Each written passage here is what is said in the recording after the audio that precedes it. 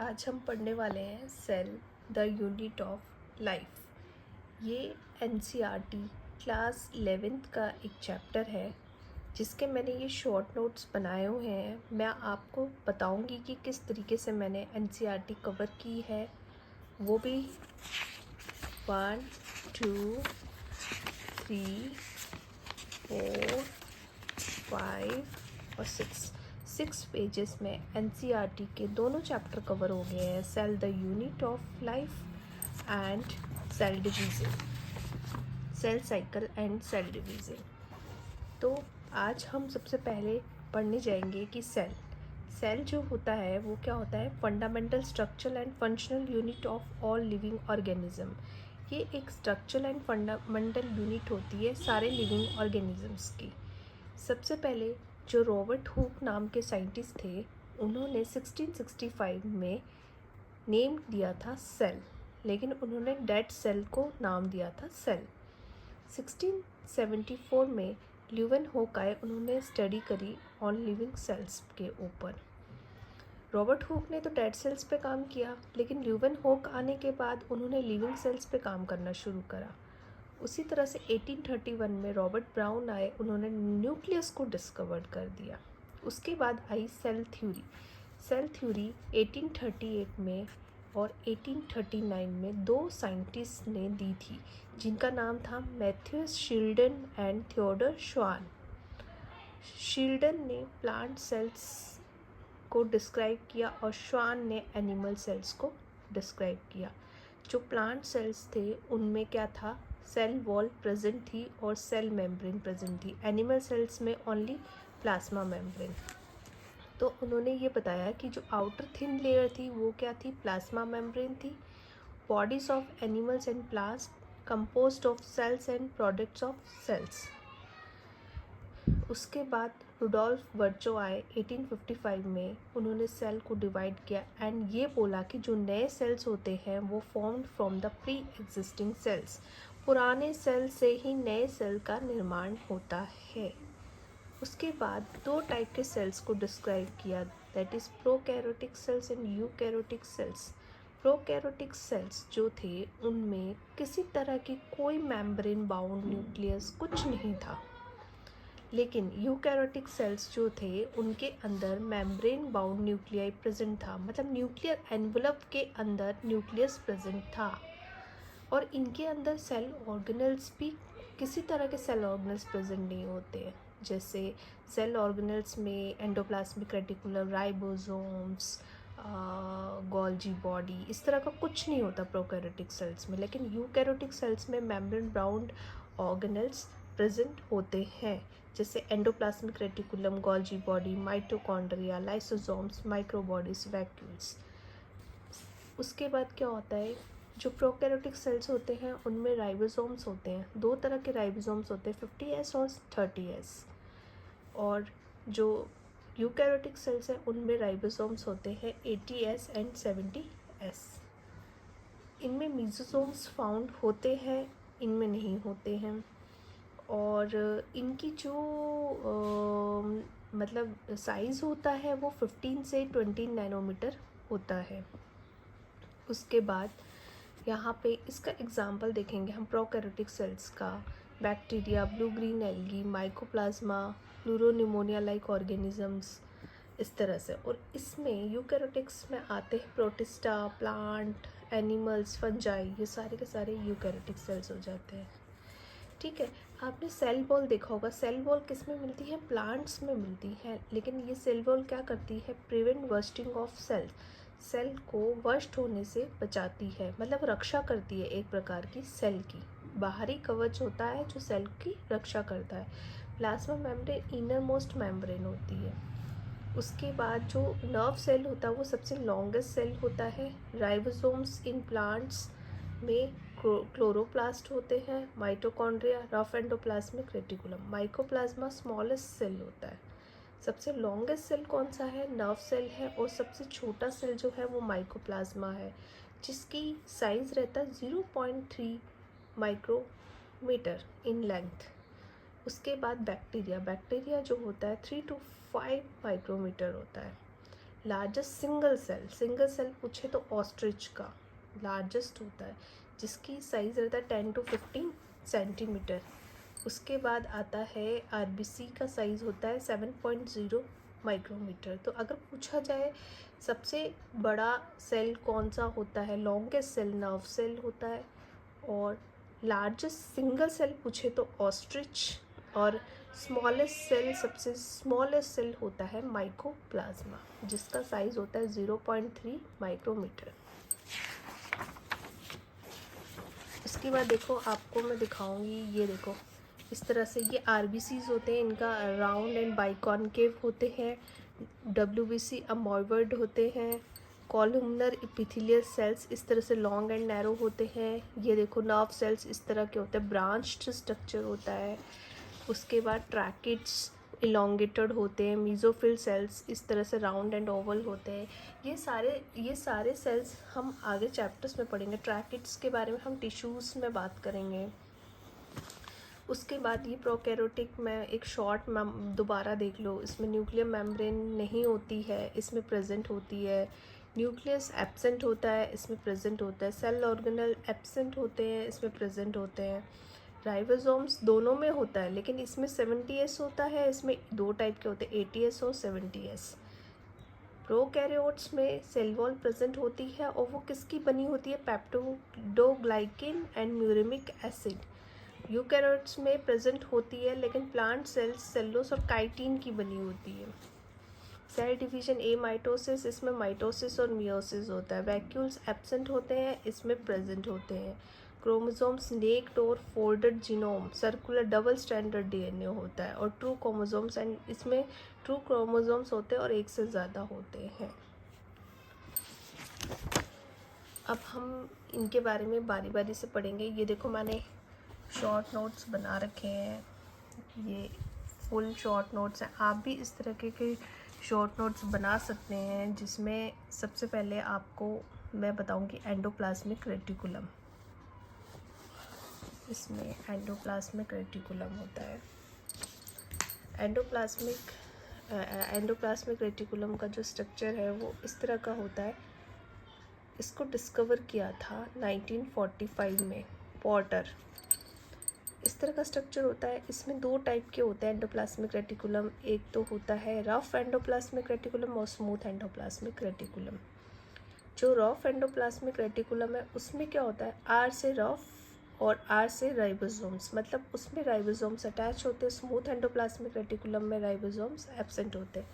सबसे मेन काम इनका ये होता है कि प्रोटीन सिंथेसिस करते हैं। उसके बाद स्मूथ एंडोप्लाज्मिक रेटिकुलम का काम होता है सिंथेसिस ऑफ लिपिड्स का सिंथेसिस करना। उसके बाद ये डिटॉक्सिफिकेशन भी करते हैं लीवर के अंदर। उसके बाद आता है transport of materials between different parts of the cytoplasm and the nucleus, मतलब ये ट्रांसपोर्ट करते हैं मटेरियल्स का different parts of the cytoplasm and nucleus. Smooth endoplasmic reticulum जो होता है वो क्या करता है, सिंथेसिस ऑफ लिपिड्स का करता है। Steroidal hormones, glycogen metabolism, lipogenesis, lipid formation. और रफ एंडोप्लाज्मिक रेटिकुलम में ये मैंने आपको बता ही दिया कि इसमें राइबोसोम्स प्रेजेंट होते हैं, प्रोटीन सिंथेसिस का काम करते हैं। Present in animal and the plant cell both. Smooth endoplasmic reticulum में क्या होता है, लिपिड, स्टेरॉइड और फैटी एसिड्स को मूव करने का काम करता है। और जो स्मूथ एंडोप्लाज्मिक रेटिकुलम है वो कई तरह के पॉइजन एंड ड्रग्स को डिटॉक्सिफाई करता है। उसके बाद गोल्जी बॉडी, देखो गोल्जी बॉडी और एंडोप्लाज्मिक रेटिकुलम का स्ट्रक्चर आपको सिमिलर लगेगा, लेकिन गोल्जी बॉडी में कुछ डिफरेंस तो होते हैं, दोनों में डिफरेंस तो है। इसको डिस्कवर किया था कैमिलो गोल्जी, उन्हीं के नाम पे ये पड़ा था गोल्जी बॉडी। इसमें इस तरह का स्ट्रक्चर होता है जिसमें क्या होता है कि ये सिस्टरने होते हैं। ये जो ट्यूब लाइक स्ट्रक्चर आपको दिख रहे हैं इनको सिस्टरने बोला जाता है, लेकिन गोल्जी बॉडी को हम प्लांट्स में डिक्टोसोम्स बोला जाता है। इनका काम क्या होता है, गोल्जी बॉडी का काम होता है packaging material to be delivered either to the intercellular targets और सीक्रेटेड आउटसाइड द सेल, मतलब ये पैकेजिंग करना मटेरियल्स की। जैसे डिलीवरी बॉय का काम क्या होता है, पैक्ड मटेरियल्स को एक घर से दूसरे घर में पहुंचाना, उसी तरह से ये समझ लो गोल्जी बॉडी का काम भी क्या होता है, पैकिंग करना और उसको डिलीवर करना। इसको middle man of the cell भी बोला जाता है और ये formation of glycolipids and glycoproteins का फॉर्मेशन करता है। ये मैंने आपको बता दिया, सिस्टर ने जो डिस्क शेप्ड होते हैं इस तरह से गोल्जी बॉडी में, और ये लाइसोसोम्स का फॉर्मेशन भी करता है। और traffic control of the cell, इसे traffic control of the cell भी कहा जाता है। तो अब अगर हम पूछें कि middle man of the cell किसको बोला जाता है, तो गोल्जी बॉडी होता है। और traffic control of the cell भी कौन सा होता है, गोल्जी बॉडी होता है। उसके बाद हम आते हैं लाइसोसोम्स। लाइसोसोम्स की डिस्कवरी किसने की थी, क्रिश्चियन डी ट्यूब ने। उन्होंने इसको सोसाइटल बैग्स भी कहा गया है। इनके अंदर क्या होता है, हाइड्रोलाइटिक एंजाइम्स होती है, जैसे हाइड्रोलेसिस, लाइपेसिस, प्रोटीएसिस, कार्बोहाइड्रेसिस, इस तरह की एंजाइम्स होती हैं। तो इनका जो फंक्शन होता है, ये क्या करता है, foreign debris and waste products को इंगल्फ करते हैं। जितने भी हमारी बॉडी में वेस्ट प्रोडक्ट्स आते हैं या कुछ भी फॉरेन डेब्रीज हैं, उन सबको इंगल्फ करने का, निगलने का काम होता है लाइसोसोम। इसीलिए इसको सोसाइटल बैग्स भी कहा जाता है। ठीक है, इसके बाद क्या होता है, इसमें digestion product, simple sugar, amino acids and other monomers pass back to the cell by exocytosis. ये सारा इसका फंक्शन होता है लाइसोसोम्स। उसके बाद अब हम पढ़ते हैं दैट इज प्लांट सेल और एनिमल सेल। प्लांट सेल और एनिमल सेल, प्लांट सेल और एनिमल सेल के बारे में क्या पढ़ेंगे हम। सेल वॉल प्रेजेंट होती है प्लांट सेल में, एनिमल सेल में सेल वॉल एब्सेंट होती है।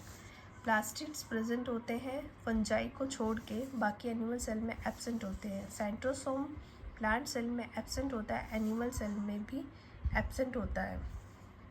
Cell division by cell plate के द्वारा होता है, एनिमल सेल में फरोइंग के द्वारा होता है। स्टार्च इनका रिजर्व फूड होता है, एनिमल सेल में ग्लाइकोजन जो होता है वो रिजर्व फूड होता है। उसके बाद अगर हमने देखा होगा सेल मेम्ब्रेन, सेल मेम्ब्रेन की बात करेंगे। मैंने आपको पहले भी बताया था कि जो सेल मेम्ब्रेन होता है वो आउटर मोस्ट लेयर होती है सेल की। ठीक है, तो इस तरह से क्या होता है, ये प्रोटीन्स होते हैं, ये पोलर हेड्स, ये एक सैंडविच और ट्राइलेमिनर मॉडल, डेविसन एंड डेनियल ने सैंडविच मॉडल दिया था। तो अगर हमसे कोई पूछेगा कि सैंडविच मॉडल किसने दिया था, तो डेविसन एंड डेनियली ने दिया था, जिसमें ये बोला था कि इस तरह से 2 लेयर स्ट्रक्चर था, जिसमें यहाँ पे पोलर हाइड्रोफिलिक हेड था और यहाँ पे नॉन पोलर बीच में हाइड्रोफोबिक टेल्स थी, और ये प्रोटीन्स थे आउटर मोस्ट प्रोटीन्स के बीच में, इस तरह का स्ट्रक्चर था। उसके बाद फ्लूइड मोज़ेक मॉडल आया, सिंगर एंड निकोलसन ने दिया था 1973 में, जिसमें ये बोला था कि proteins are arranged in phospholipid layer as mosaic pattern.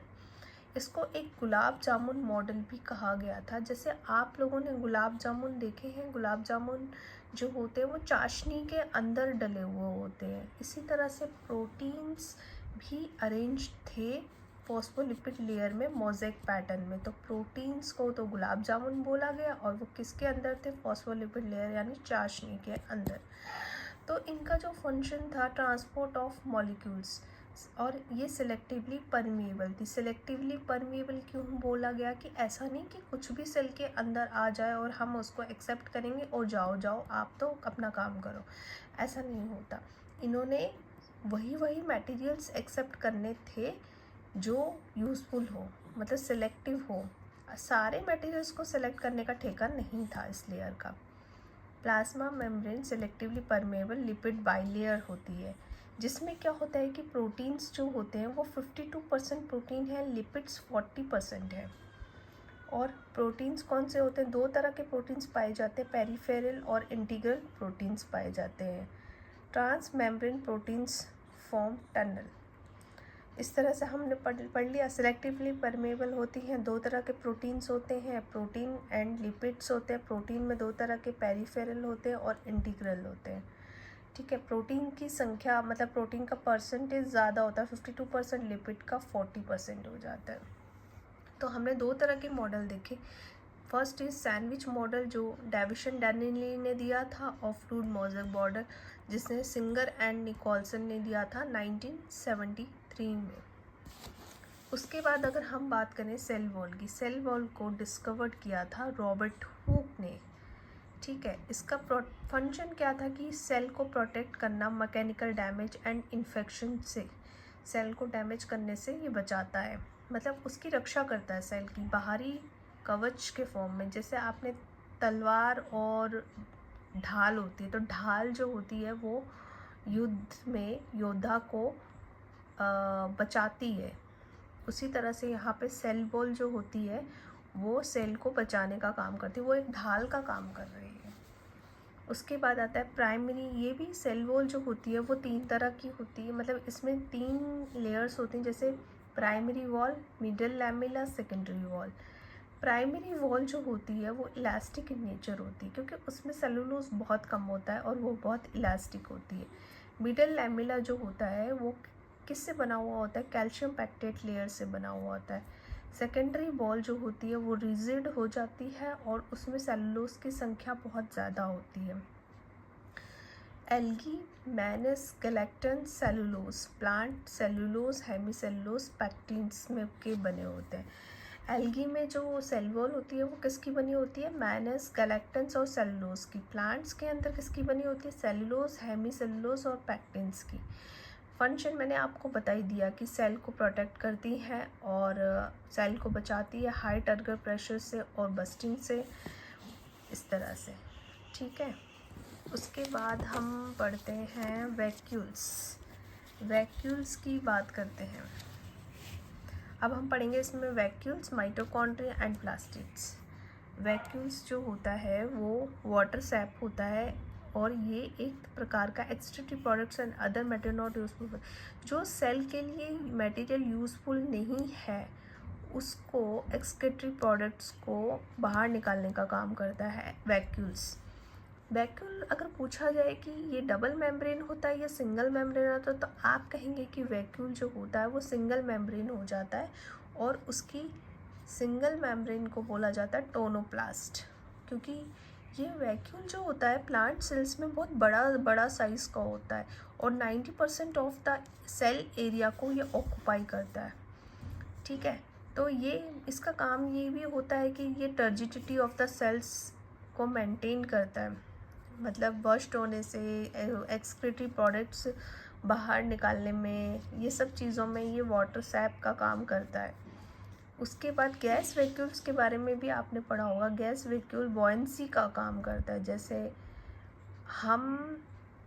जैसे आपने देखा होगा ना कि हम लोग स्विमिंग के टाइम पे वो पहन लेते हैं, बैलून्स पहन लेते हैं या कुछ ना कुछ हम जिससे हम डूबते नहीं हैं, तो वो बॉयंसी का काम करता है। उसी तरह से गैस वैक्यूल में भी ये बॉयंसी का काम करता है।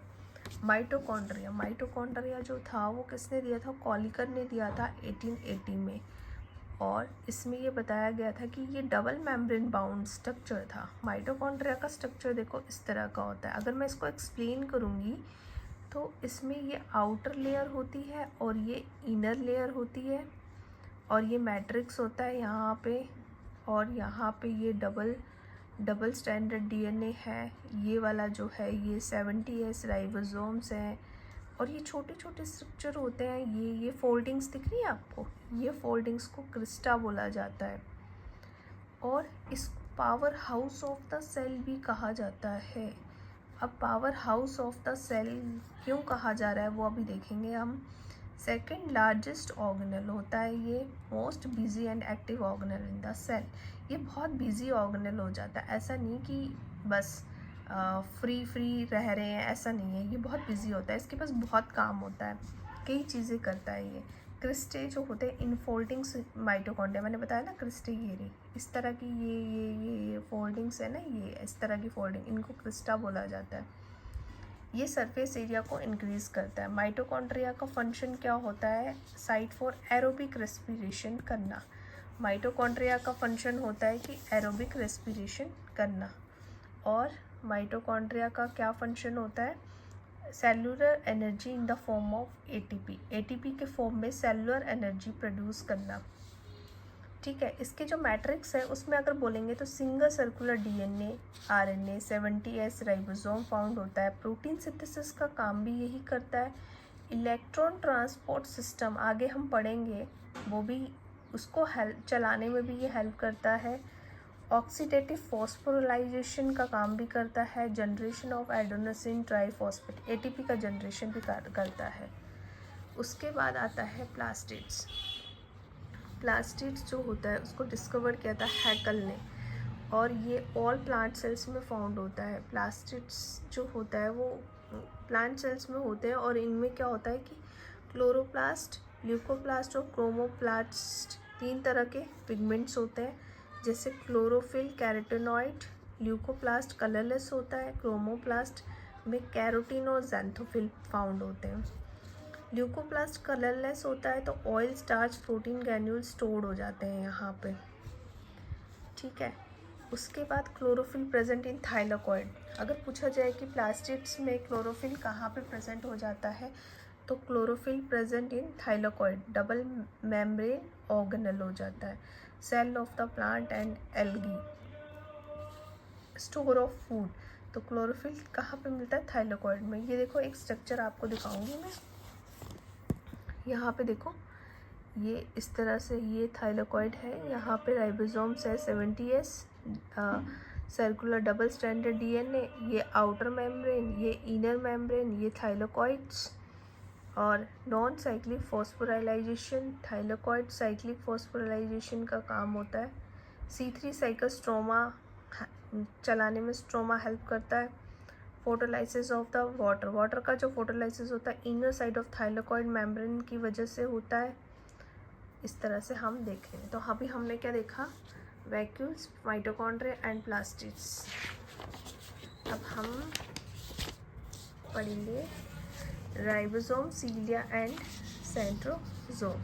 तो राइबोसोम्स को जॉर्ज पैलेट ने बताया था, और इसमें जॉर्ज पैलेट ने बताया था कि ये किससे बने होते हैं, made up of RNA and protein से बने होते हैं, नॉट सराउंडेड बाय मेम्ब्रेन, किसी भी मेम्ब्रेन से ये सराउंडेड नहीं होते, स्मॉलर सेल ऑर्गेनल होते हैं।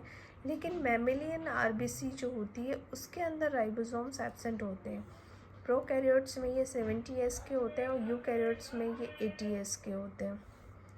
इनका वर्क क्या होता है, राइबोसोम्स का काम सिर्फ यही है कि ये प्रोटीन बनाने का काम करते हैं। ठीक है, और इन प्लांट्स में इनको क्या बोला जाता है, क्लोरोप्लास्ट। प्लांट्स में नहीं बोल सकते राइबोसोम्स, वहाँ पे हम बोलेंगे क्लोरोप्लास्ट। उसके बाद आता है सीलिया। सीलिया आपने कई बार देखा होगा, आपने पैरामीशियम में भी सीलिया देखे होंगे। तो ये cilia small structure which work like oars causing the movement of either the cell और सराउंडिंग फ्लूइड, ये मूवमेंट में हेल्प करते हैं। फ्लैजिला लॉन्गर होते हैं एंड रिस्पॉन्सिबल फॉर द, ये भी सेल मूवमेंट में काम करते हैं। तो सीलिया और फ्लैजिला का फंक्शन यही है कि ये मूवमेंट्स में काम करते हैं। सेंट्रोसोम, जिसमें क्या होता है, containing 2 cylindrical structures called centrioles, both centrioles are lie perpendicular to each other. इसमें क्या होता है कि 2 सेंट्रियोल्स होते हैं, और दोनों सेंट्रियोल्स एक दूसरे के परपेंडिकुलर होते हैं। Nucleus, non membrane bound. Robert brown ने 1831 में न्यूक्लियस को डिस्कवर किया था, और ये नॉन मेम्ब्रेन बाउंड होता है। और इसमें क्या होता है कि यहाँ पे ये न्यूक्लियोलस होता है, ये इन दोनों मेम्ब्रेन के बीच का स्पेस ये पेरीन्यूक्लियर स्पेस है। आउटर मेम्ब्रेन न्यूक्लियर मेम्ब्रेन है। इस तरह से sieve tubes, erythrocytes, cells of vascular plants lack nucleus. इन सब में न्यूक्लियस नहीं मिलेगा आपको, एरिथ्रोसाइट्स में, सीव ट्यूब्स में, सेल्स ऑफ वेस्कुलर प्लांट्स में। न्यूक्लियोलस, न्यूक्लियोलस ये गोल सा स्ट्रक्चर दिख रहा है ना आपको यहाँ पे। न्यूक्लियोलस जो है वो आरएनए का सिंथेसिस करता है। आरएनए पॉलीमरेज 1 एंजाइम की हेल्प से बनता है। ठीक है, तो सिंथेसिस ऑफ आरएनए का सिंथेसिस कौन कर रहा है, न्यूक्लियोलस। उसके बाद मैंने आपको टाइप ऑफ क्रोमोसोम्स बताए, देखो मेटासेंट्रिक, मेटासेंट्रिक, सेकेंड इज सब मेटासेंट्रिक, एक्रोसेंट्रिक, तो मेटासेंट्रिक ये देखो,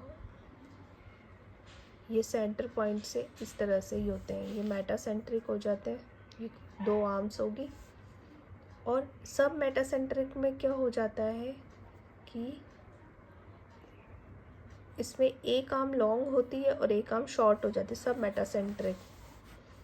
एक्रोसेंट्रिक जो हो जाता है वो एक्रोसेंट्रिक में इस तरह का क्रोमोसोम्स आ जाते हैं, ठीक है, ये थोड़ा सा ऊपर हो जाते हैं, मतलब सेंटर पॉइंट से ये वाली आर्म शॉर्ट आर्म ऊपर हो जाएगी, एक्रोसेंट्रिक हो जाते हैं।